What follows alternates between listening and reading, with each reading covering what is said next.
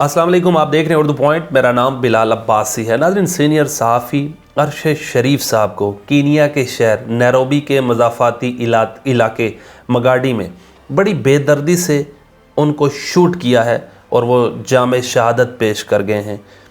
جب ان کی میت پاکستان آئی، جب ان کا پوسٹ مارٹم ہوا تو پوسٹ مارٹم رپورٹ ابھی تک آئی نہیں ہے.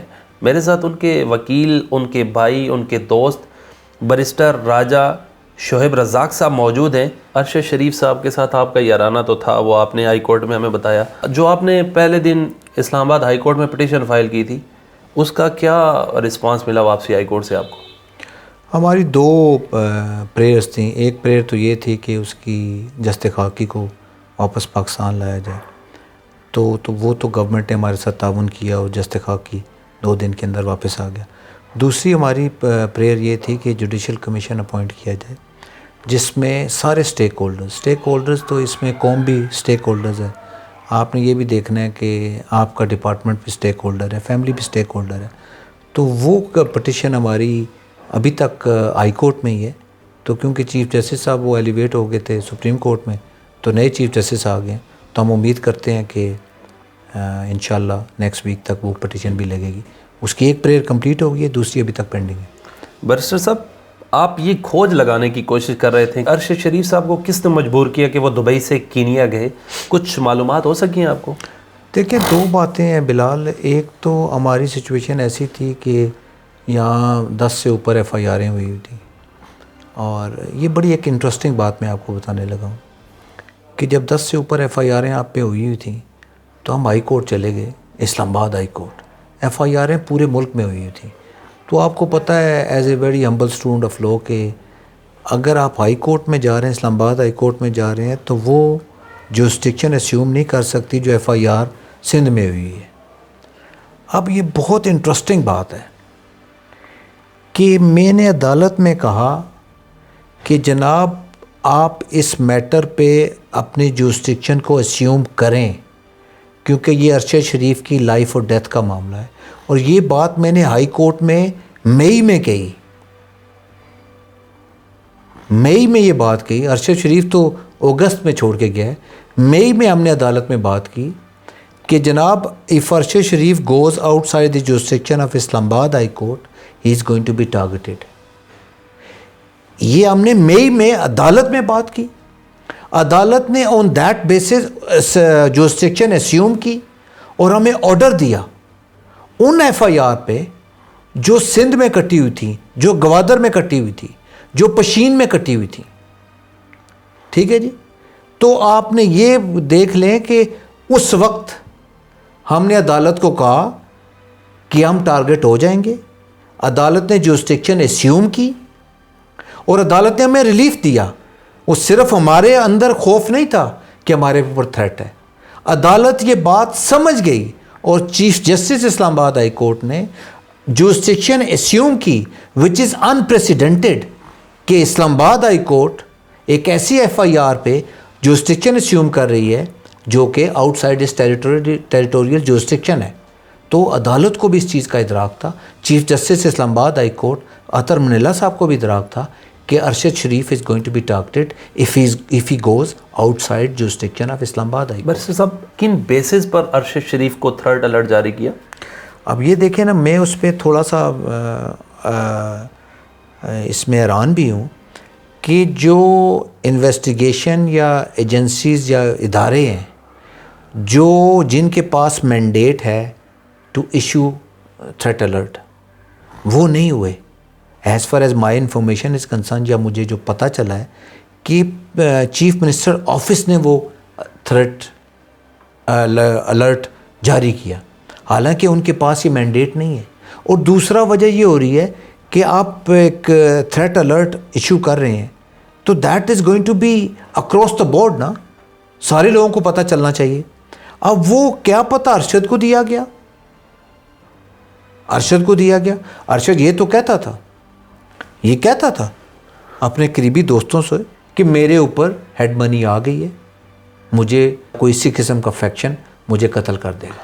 بیرسٹر صاحب، وفاقی حکومت پر تانے کسے جاتے ہیں، باتیں کی جاتی ہیں کہ جی آپ نے ایف آئی آرز کی ہیں، آپ نے مجبور کیا ہے ملک سے باہر جانے پر ارشد شریف کو.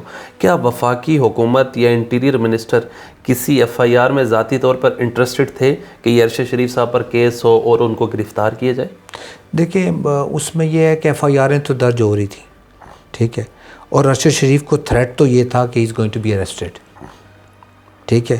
تو اریسٹ کرنا تو ڈائریکٹ ایف آئی اے کی یا پولیس کی رسپانسبلٹیز میں آتا تھا. ہمیں جینون تھریٹ تھا ایف آئی آرز کے بعد کہ we are going to be arrested, کیونکہ ہم دوسرے دن ہی عدالت پہنچ گئے تھے.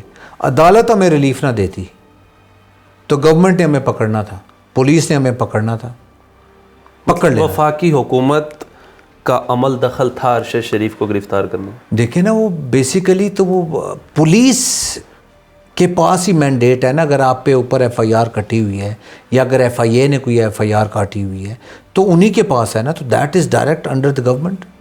ارشد شریف صاحب دعائیں کرتے رہے, چلاتے رہے, president of Pakistan, chief justice of Pakistan کو خط لکھا, کسی نے رسپانس نہیں دیا. اب رسپانس دینے کا کوئی فائدہ تو نہیں ہے نا. ان کے زندہ ہوتے ہوئے اگر رسپانس آ جاتا, ان کو پروٹیکٹ کر دیا جاتا. عمران خان صاحب اپنے ساتھ اتنے گارڈ لے کر جاتے ہیں, ان کو پتہ تھا اگر ارشد شریف کو خطرہ ہے تو کوئی سیکیورٹی دینی چاہیے تھی نا. بڑی امپورٹنٹ بات کی آپ نے, بڑی امپورٹنٹ بات کی ہے بلال آپ نے. دیکھیں نا, he was screaming his head off, تھا وہ انٹیگریٹی والا آدمی, خودداری اس میں کوٹ کوٹ کر بھری ہوئی تھی. اس کو نہیں پتہ تھا.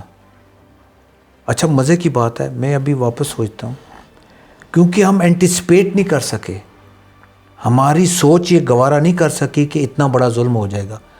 بلال اللہ کی قسم وہ کہتا تھا, شعیب بھائی آپ کو پتہ نہیں ہے یہ مجھے چھوڑیں گے نہیں. مطلب اس کو دبئی سے تو کم بات ہوئی, کینیا سے بات ہوئی.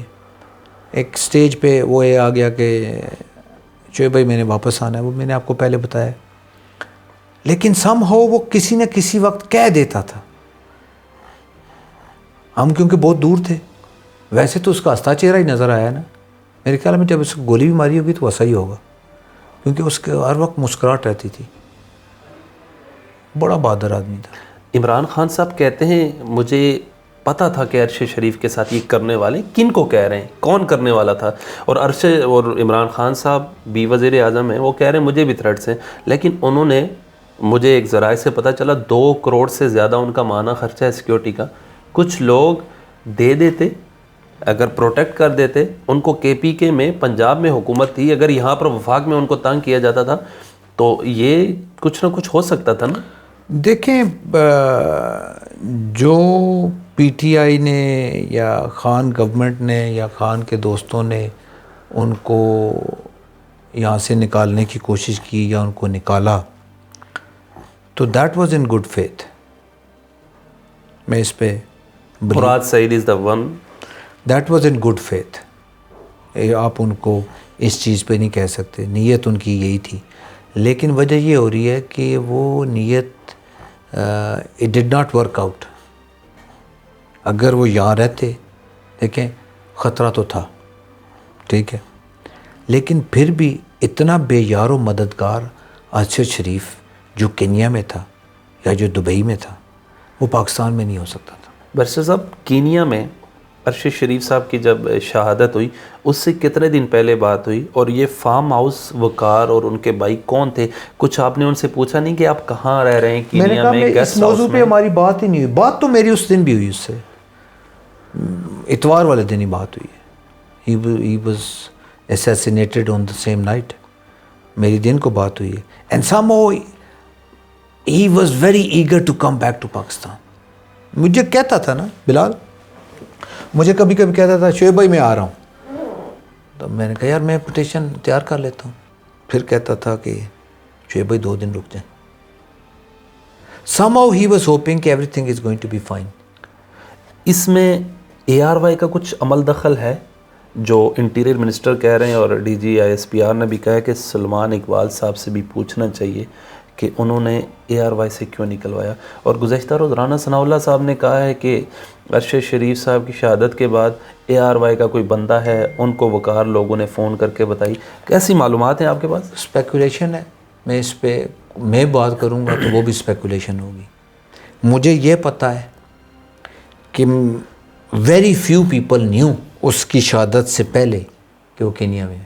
برسٹر صاحب آپ نے ان کی ڈیڈ باڈی بھی دیکھی ہے وہاں قائد اعظم ہاسپٹل میں اور بڑے قریب سے دیکھی ہے. گزشتہ روز کامران شاہ صاحب کے پروگرام میں کچھ تصاویریں چلی ہیں جو پیمز کے ڈاکٹر سے ہم نے بات کی. وہ کہتے ہیں ہم سے یہ نہیں کہہ سکتے لیک ہوئی ہیں یا نہیں, لیکن جو ہمارے پاس تصویریں ان سے مشابہت رکھتی ہیں یہ تصویریں.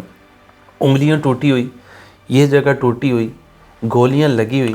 کیا جن ہاتھوں سے وہ لکھتے تھے وہی انہوں نے نوچے ہیں؟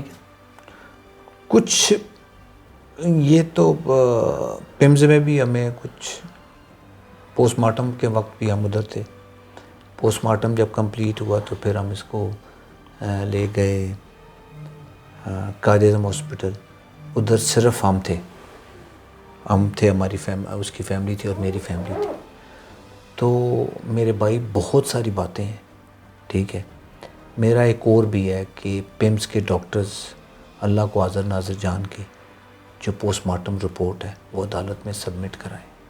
ٹکڑوں میں ہمیں نہ دیں, لوگوں کو نہ دیں. ایک سٹیمپ, ایک ویریفائڈ آفیشیل کاپی ہمیں دیں اور اللہ کو حاضر ناظر جان کے بتائیں کہ اس پہ ٹارچر ہوا, کتنا ہوا اور کس کس قسم کا ہوا. ارشد شریف شہید ہو گیا.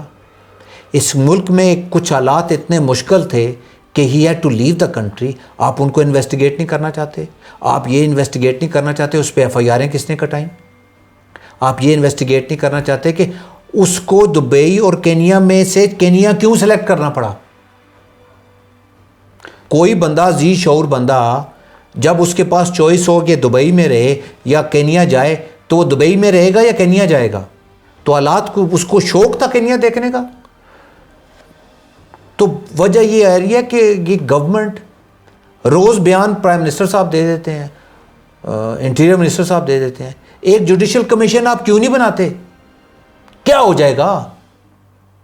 انویسٹیگیٹ ہی کرنا ہے نا.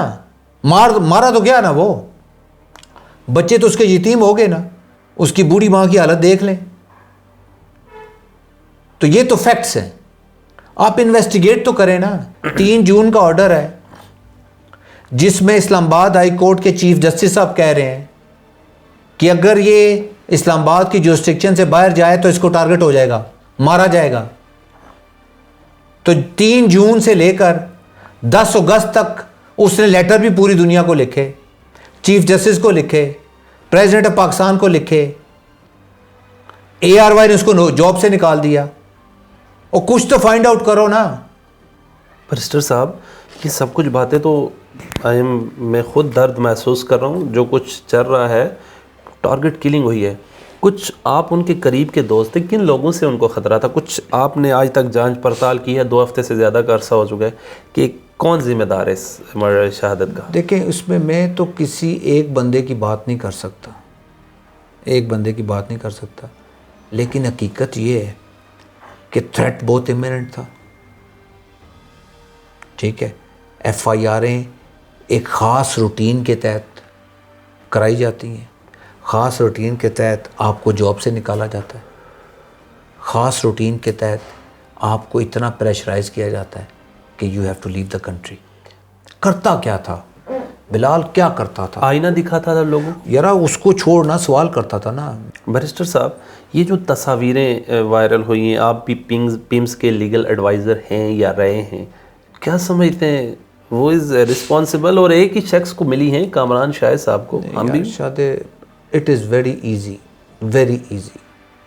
ہمارے پبلک انسٹیٹیوشن تو ویسے ہی تباہ ہو گئے ہیں, ٹھیک ہے. منی ٹاکس, پیسے دیے کسی کو, نکال لیے, ٹھیک ہے. یہ چیزیں آپ نے یہ سوچنا ہے کہ یہ چیزیں تشہیر کرنے سے اس کی فیملی پہ کیا گزری ہے, ٹھیک ہے. آپ نے اگر اس چیز کو انویسٹیگیٹ ہی کرنا تھا, ٹھیک ہے, اگر آپ کی نیت انویسٹیگیشن کی تھی تو آپ اس کو پراپر فورم پہ ڈسکس کرتے نا. آپ نے اس کو وائرل کر کے اس کی فیملی پہ کیا گزری ہوگی, اس ماں پہ کیا گزری ہوگی, اس کے بچوں پہ کیا گزری ہوگی. ان کا تازہ ہو گیا ہوگا. میں تو اس 2 دن سے پروسیس سے سوچ رہا ہوں کہ ہی واز آلویز اسمائلنگ. تو کس وہ کرب سے گزرا ہوگا لیکن ہم نے تو دیکھی ہے نا, ہم نے اس کا جست خاکی دیکھا ہے. ہم تو کیا کہہ رہے تھے,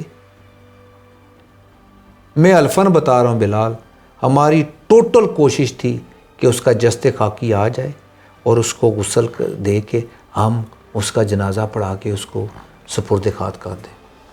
ہمارے یہ بہت بڑی اچیومنٹ تھی. جوڈیشل کمیشن اپوائنٹ کریں اور وہ اوپن ہیئرنگ کریں, نہیں تو اس ملک میں اتنے ظلم ہوئے ہیں ایک اور سے ہی کچھ نہیں ہوگا. لیکن آپ اس ڈیمن کو لے ٹو ریسٹ کریں, اس کو دفنائیں ان چیزوں کو. اس کے بچوں نے زندگی گزارنی ہے. آپ روز نیا شوشہ لے کے آ جاتے ہیں. تو یہ شوشے ختم کب ہوں گے؟ جب لوگوں کو ایک فورم مل جائے گا, جوڈیشل کمیشن بن جائے گا, ایک ریپیوٹیبل حاضر سروس جج سے کرائیں جس نے جینونلی بلیو کرتا ہو کہ میں نے جان اللہ کو دینی ہے. جی ناظرین, میرے ساتھ موجود تھے ارشد شریف صاحب کے دوست, ان کے لیگل ایڈوائزر بیرسٹر شعیب رزاق صاحب. انہوں نے ہمیں بڑا تفصیلی سب کچھ بتایا, ان کے مرڈر سے پہلے, شہادت کے بعد, اور یہ جو تصاویریں وائرل ہوئی ہیں اس حوالے سے بھی. اپنے میزبان بلال عباسی کو دیجیے اجازت. اللہ نگہبان.